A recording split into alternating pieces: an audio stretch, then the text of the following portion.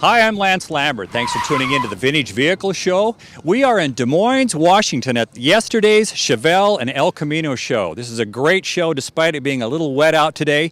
You're going to get a chance to meet some great people, see some great cars. So do what I tell you to do every week. Just kick back, relax, and enjoy the show.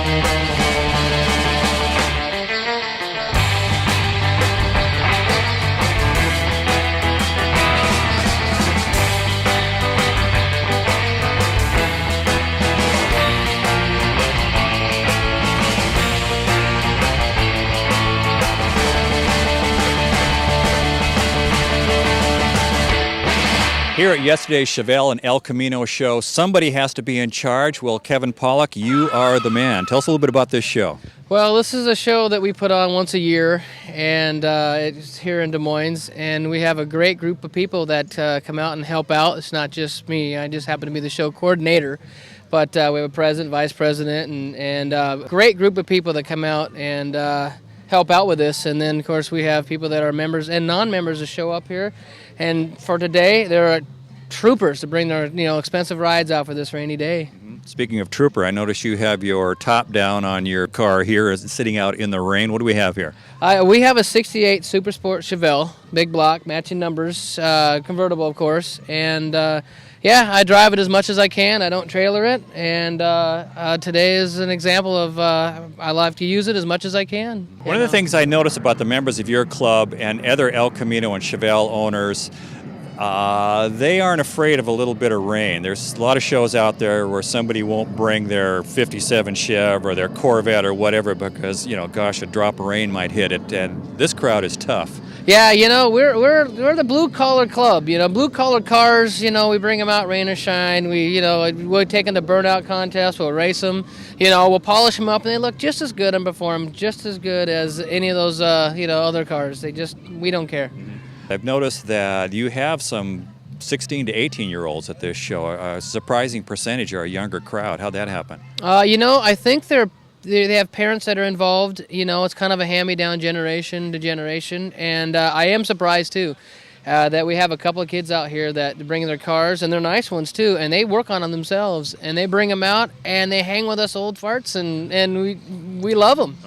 Well, if you're an old fart, I must be like a dinosaur fart or something. I guess so.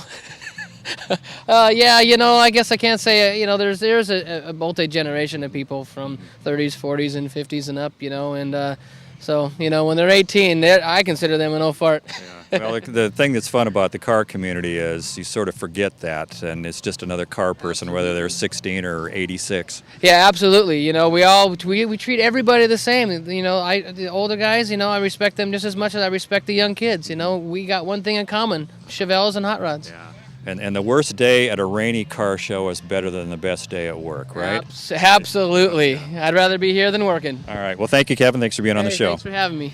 I have an overwhelming desire for a creamsicle. I don't understand why. Well, maybe it's this beautiful 65 El Camino owned by Paul Brockman. Paul, nice car. Thank you. Tell us a little bit about how you're a young guy. How did you end up with such a cool car? One, I have really cool parents. I bought a 66 Chevelle, which was my first car. And I sold that, and it's what really funded this one. I bought it for $2,500, and then my parents funded the paint. I'm still paying them back. Thanks, Mom and Dad. It's got a big block 396, 60 over, polish and port heads, 219 valves. It's got all the good stuff, good tranny, 2500 stall, shift kit and all that, 10-bolt posi. does nice burnouts. That's all I wanted it to do. You're 16, right, Paul? 17, actually. 17. So a 17-year-old guy has a car about 5 times cooler than this old guy's car. Oh, I haven't seen your car, so I don't know. Believe me. Tell me a little bit about the whole process. You sounds like you're doing it the way a lot of the viewers have done it, in that they started with something that needed some work and did the work. What was the process? When I bought it, it was red and primer. We stripped it down from a belt-to-belt line and did all the body work on it. After that, I mean, we tore it completely down. There was no windows or anything. It was pretty much just a bare shell. It was almost a frame off. We could have pulled it off. Other than that, just rebuilding everything. It was kind of my first time doing everything. I kind of wrenched around with my dad in the shop on our cars, and this was the first real one. We did the suspension and everything, and one of our friends helped us powder coat all the suspension and interior. It's just a lot of fun learning how to do stuff. It's got the disc brakes on it, so it, had to learn how those work and everything like that. What kind of reaction do you get from your classmates at school when you go rolling in this? They really don't know what to think. They kind of do a double take and say, "Oh, isn't that your dad's car, your mom's car?" And I have to, show them pictures of their car just so that they'll believe me that it's not theirs. When they realize that it's actually your car, do they think it's cool, or do they wonder why you didn't buy a tuner car?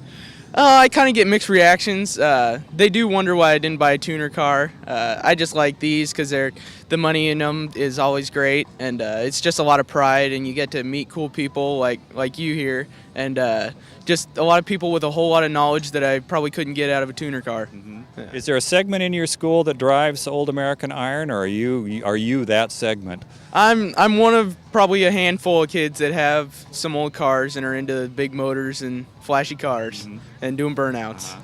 Well, Paul, thank you very much for sharing the information about this car. It is way cool. All right, thank you. Thank you.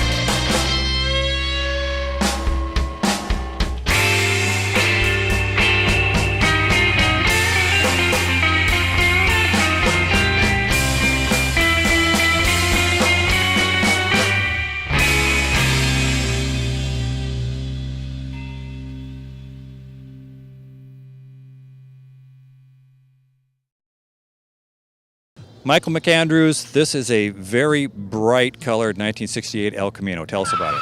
Well, it's called butternut yellow, and it's, as you said, El Camino. And I've got a 350 Chevy engine in it. It's a 70 LT1, and it's built up and nice, I guess. Driving an El Camino, I've always thought that you get the best of both worlds on this. You get something useful. Who really needs their back seat? How many people are having people ride in their back seat? So you don't need it. Do you have just the styling on all El Caminos? They're really cool. What got you into an El Camino? Well, it's a two-seater like a sports car, and this one here handles like a sports car, yet it's a truck if I want to do that, which, well, on occasion. So we won't see the back end full of manure very often? Not a chance. Not a chance. This particular car, truck, in what was it when you got it and to get to this point? Did you buy it done, or was this a hulk wasting away in a field somewhere? No, what I was finding, I was specifically looking for an El Camino, and what I was finding, they were either junk or they were really super nice and really expensive.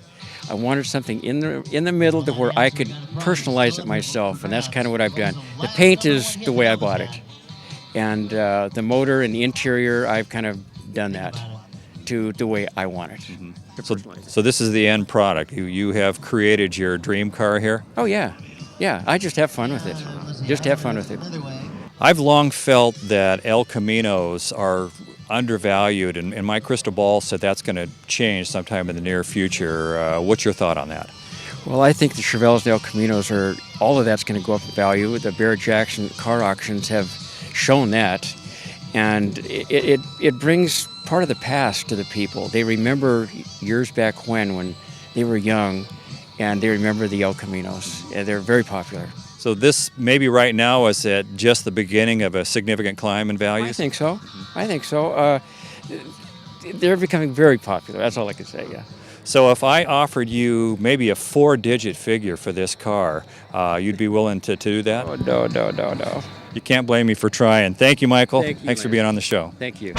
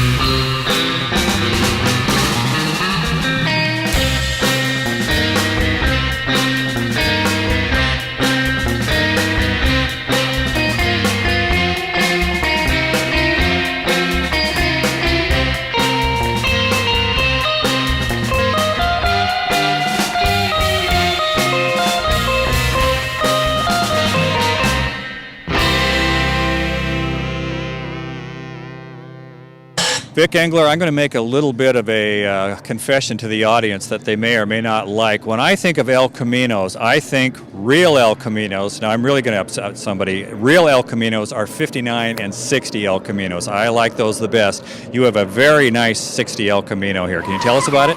Sure. The 60s El Camino, they didn't make as many of them as they did in 59. Actually, there were less than 15,000 built. so they're a little more rare. This particular one is from eastern Washington, so it didn't have the rust problems that we have here on the coast. And it was a good start, although when I brought it home, I didn't have an engine or a transmission in it. So it's been a 2-year project just getting it back. And what I like to do is leave the outside looking basically stock, because I like the way they were originally. And then the underpinnings are all modern running gear. I have a 700R Ford transmission, which is the modern overdrive automatic, and that gives me a little better gas mileage, and that's what I build them for, is to cruise anyway. So. You mentioned off camera that you run into some younger people in the hobby that don't even realize that they made 59 and 60 El Caminos. I think they started in 64. Why do you think that is? Well, a lot of these that I call kids weren't born before that time, and these are real popular. The 64 through 72 were a real popular car, and you don't see many of these out there. So I can see why a lot of people, you just don't see them. The body style on these and Rancheros kind of fall into the same thing, in that you take a car that, from the back of the seat forward looks like a regular vehicle, and then it's a truck on there, or a station wagon with the back end taken off, which brings up a point. I've had people argue with me, we are going to settle a question for all eternity right now, this very moment. Vic is going to settle this. Is going to be worldwide. This is going to be referred to in magazines. Is this a station wagon or is it a truck? When it was first brought out, they called it a sedan pickup. They actually called it that. And in actuality, it's the two-door wagon. It's a Biscayne body. It's a two-door wagon that the factory modified to make it a sedan pickup out of. And they're manufactured in a way that you can use them for a truck. I mean, you can take substantial weight with them. Not any more than a station wagon. I mean, they're not like they're rated to half-ton or anything like that. But they are the same as a station wagon. You don't see a lot of these on the street, as you mentioned. Is parts a problem, or body parts, or is that a real challenge for these?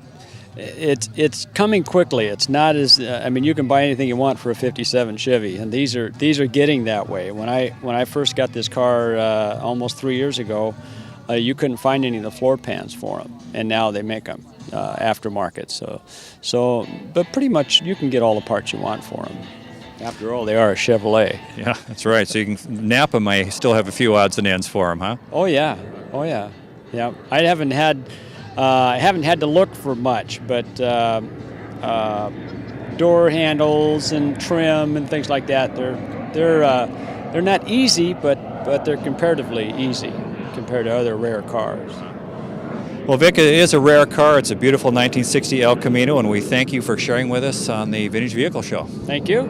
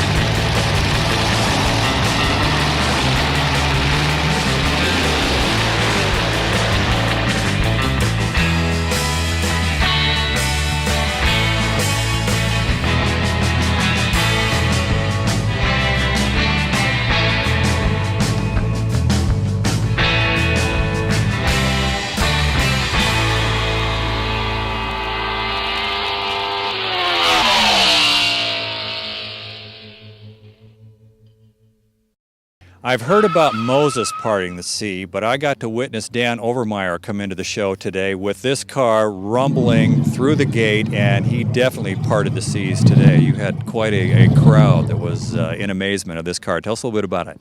It's got a 496 stroker, 454 in it, 671 BDS blower, 170 shot, 5 shot of nitrous. It's got a 4L80E computerized tranny, 9-inch Curry rear end. So what that means on your 70 Chevelle is, to people that don't know the numbers, this thing goes very fast. How did this come about? Was it a wreck when you bought it, or did you build this yourself, or what was the situation?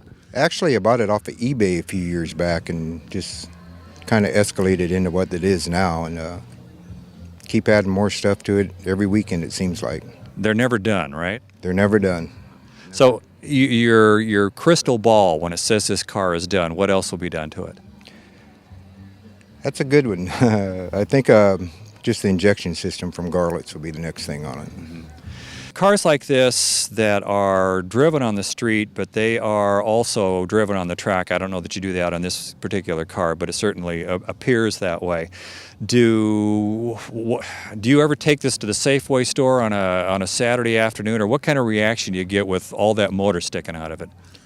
It draws an attention wherever it goes. It's I drive it whenever it's not rainy like it has been today. And muscle cars are vehicles that have been popular since the day they were new, but when you take a muscle car and then add even more muscle to it, how much is needed? How much is enough on these things? And I the answer is probably there's never enough. But what made you decide to go with such performance on this? probably the attention getter of it and the adrenaline rush you get when you're cruising down the neighborhood and everybody pulls up beside you and is taking pictures of it. And the reaction of, here at the Chevelle and El Camino show, we have a real cross-section of age. We have, the old graybeard guys, but we have some 16 to 18-year-olds. What kind of reaction do you get from the young contingent? But the young ones know more about it than I do, I think. They know about the nitrous system, and it really draws the younger kids more than it does people my age. Well, Dan, it drew us to the car, the red and the scoop and the noise. This is a pretty cool car. Thanks for being on the Vintage Vehicle Show. Thank you.